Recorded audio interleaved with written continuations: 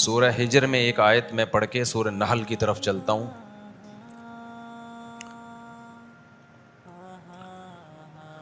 لا تمدن عینیک الی ما متعنا به ازواجا منهم ولا تحزن علیہم واخفض جناحک للمؤمنین وَلَقَدْ آتَيْنَاكَ سَبْعًا مِّنَ الْمَثَانِي وَالْقُرْآنَ الْعَظِيمِ. اللہ تعالیٰ کہتے ہیں کہ اے محمد صلی اللہ علیہ وسلم، ہم نے آپ کو 7 آیتیں دیں اور قرآن کریم دیا، یعنی سورہ فاتحہ اور باقی قرآن کریم دیا. یہ اتنی بڑی نعمت دی ہے کہ اب آپ کی نظر ان دنیا داروں کی طرف نہ جائے کہ ان کو اللہ نے کیسا مال و دولت دیا. اب آپ کی نظر ان کی طرف نہیں جانی چاہیے. اس سے ہمیں یہ پتہ چلتا ہے کہ دین اور علم دین، یعنی دین پہ چلنے کی توفیق مل جانا اور دین کا علم آ جانا، یہ اتنی بڑی نعمت ہے کہ آپ کی توجہ اس نعمت کے بعد دنیا کی زیب و زینت کی طرف جا کے حسرت کرنا یہ اب بنتا نہیں ہے. دیکھو، اللہ میاں نے یہ نہیں کہا کہ دنیا کمانا منع ہے. اللہ میاں نے یہ کہا کہ جب آپ کو اتنی بڑی نعمت مل گئی تو اب کسی اور کے پیسے کو دیکھ کے پریشان ہونا، دولت کو دیکھ کے حسرت ہونا، کاش میرے پاس بھی یہ سب کچھ ہوتا. تو یہ جب حسرت کرنا بنتا تھا جب آپ کے پاس اس سے چھوٹی نعمت ہوتی. جب آپ کو اس سے بڑی نعمت ملی ہوئی ہے تو چھوٹے چھوٹے ٹکڑوں پہ مرنا یہ انسان پہ سوٹ بولو نہیں کرتا. آپ نے سنا نا 20 بغیرت والا جو کلپ ہے، غریبوں کو کہ فلاں اتنا دولت مند، فلاں اتنا دولت مند، اس کو دیکھ دیکھ کے غریبوں کو احساس کمتری. تو اصل احساس کمتری اس شخص سے ہونی چاہیے جس کو اللہ نے دین دیا اور دین پر چلنے کی توفیق دی. اسے دیکھ کے آپ احساس کمتری میں مبتلا ہو، کیونکہ یہ دنیا مسافر خانہ ہے. اسے دیکھ کے کوئی بھی احساس کمتری میں مبتلا نہیں ہوتا. کوئی ایسی ایپلیکیشن بھی نہیں ہے جو دیندار بننے کے طریقے بتا رہی ہو. یوٹیوب پہ دیکھو نا جو ایڈ چلتے ہیں، ہر تھوڑی دیر میں کوئی ایڈ آ رہا ہوتا ہے. ایک آ رہا ہے وہ نائی کے پاس بیٹھا ہوا ہے، وہ تو ہر کلپ میں آ رہا ہوتا ہے وہ ایڈ. وہ کہہ رہا ہے بھائی آپ مجھے کچھ دیر ہو جائے گی. کہہ رہے ہیں کوئی بات نہیں، میں اتنی دیر میں کچھ پیسے کما لیتا ہوں. وہ ہے نا مشہور. بھائی آپ لوگ نے نہیں دیکھا کیا؟ میں اس دن میں کہ اتنی دیر میں کیسے پیسے کماؤ گے؟ ابھی یہ دیکھو ٹھک ٹھک ٹھک $10 آ گئے میرے پاس. تو بہت ساری ایپ ہیں، ٹھیک ہے پیسے کمائیں، لیکن کبھی کسی دولت مند کو دیکھ کر رش کرنا، کاش کرنا نا، یہ آپ کے بے وقوف ہونے کی دلیل ہے. اگر آپ کہتے ہیں نا کسی کا اچھا خوبصورت بنگلہ دیکھا، کاش یار میرے پاس ایسا ہوتا، اس کا مطلب آپ کو ایک عدد دم لگانے کی ضرورت ہے، کیونکہ آپ میں اور حماقت میں گدھے میں کوئی فرق نہیں ہے. فنا ہونے والی چیزوں پہ جو دل لگائے وہ گدھا ہی تو ہے، بلکہ یہ کام تو گدھا بھی نہیں کرتا. تو ہمارے نبی کی غربت دیکھو، 40 دن گھر میں چولہا نہیں جل رہا، اور اللہ کہہ رہے ہیں نبی ہم نے آپ کو چونکہ قرآن دے دیا، اب بنتا نہیں ہے کہ آپ ان کی دولت کی طرف نظر اٹھا کے دیکھیں. ہمارے نبی نے تو ویسے بھی نہیں دیکھنا تھا. آپ کی طبیعت میں اللہ نے ویسے ہی دنیا سے بے رغبتی رکھی تھی. اصل میں یہ ہمیں سمجھانے کے لیے ہے. اسی بات کو حدیث میں ایک دوسرے انداز سے بیان کیا گیا ہے. آپ صلی اللہ علیہ وسلم نے فرمایا لا حسد الا فی اثنتین. ہم جب کسی کے پاس کوئی نعمت دیکھتے ہیں، ایک جلن ہوتی ہے نا، ایسے دیکھ رہے ہیں جیسے میں نے کوئی قرضہ ورضہ لیا ہوا ہے. آپ لوگ بتاؤ کوئی جلن ہوتی ہے کہ نہیں ہوتی؟ یار یہ کیا ہے یار، میرے پاس کچھ بھی نہیں اور اس کے پاس، توبہ توبہ یار، تو بہت بھولا ہو گیا یار. کاش ہوتا یار بحریہ ٹاؤن میں پلاٹ ہوتا، کاش یہ ہوتا، کاش یوں ہوتا، کاش میری قسمت میں ہوتا، میں خریدتا ایک کھوتا، کبھی تو سوار ہوتا کبھی میں سوار ہوتا. کچھ نہ ہوتا تو یہی ہوتا. کھوتا کہتے ہیں پنجابی میں گدھے کو. تو نبی نے فرمایا کہ حسد سے مراد ہے یہاں رشک اور حسد میں فرق یہ ہے کہ حسد میں انسان چاہتا ہے اس سے یہ نعمت چھن جائے، میرے پاس آئے یا نہ آئے، اسے کیوں ملی. اور رشک کہتے ہیں اس کے پاس رہے لیکن میرے پاس بھی آ جائے. لوگ کہتے ہیں یار مجھے بڑا رشک آتا ہے آپ کو دیکھ کے. مجھے آپ کو دیکھ کے کیا آتا ہے؟ رشک آتا ہے. ایک ہوتا ہے فخر جس کو پراؤڈ کہتے ہیں عربی میں نا، وہ فخر الگ چیز ہے. ایک ہے رشک، یار مزے میں ہے یار, تو رشک آتا ہے یار تجھے. یہ بری چیز نہیں ہے رشک, کیونکہ جب کسی کو انسان نعمتوں میں دیتا ہے اس پہ رشک آتا ہے, تو کیا مطلب, دل چاہتا ہے کاش میرے پاس بھی ایسا ہوتا. اٹ از کالڈ رشک.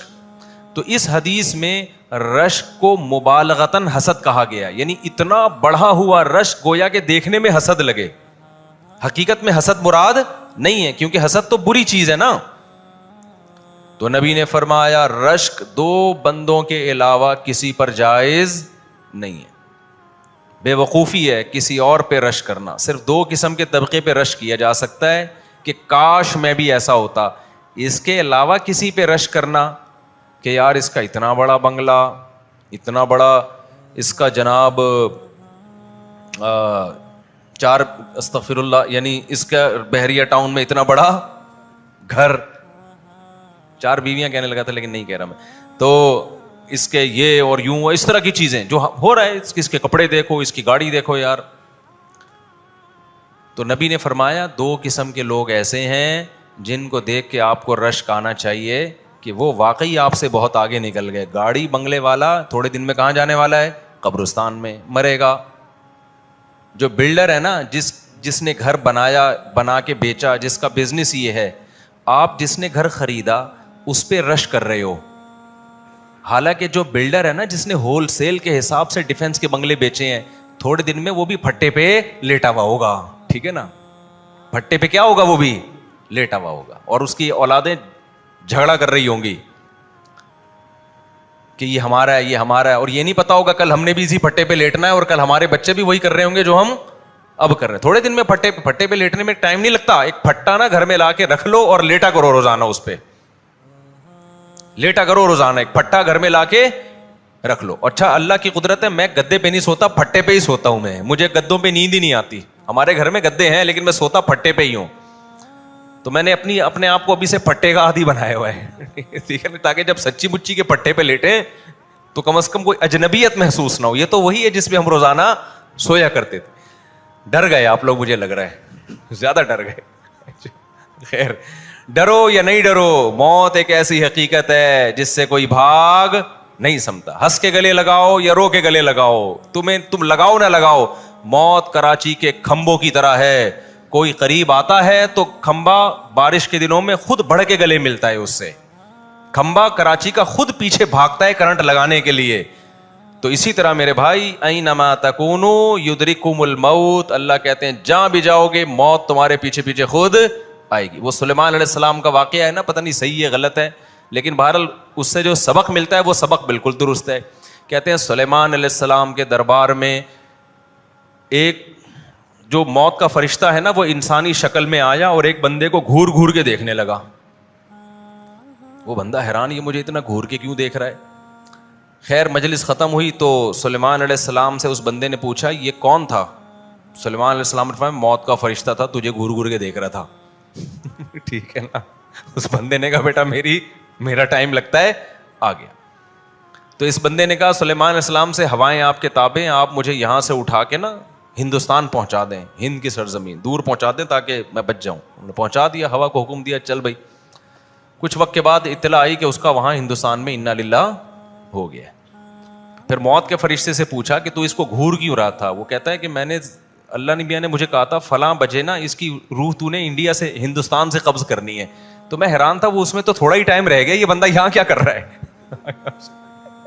سمجھ رہے ہو, تھوڑا ہی ٹائم رہ گیا ہے, یہ تو تیز رفتار گھوڑے میں بھی جائے تو ہندوستان نہیں پہنچ سکتا, تو یہ یہاں کیا کر رہا ہے. اور اللہ بھی غلط نہیں کہہ سکتا.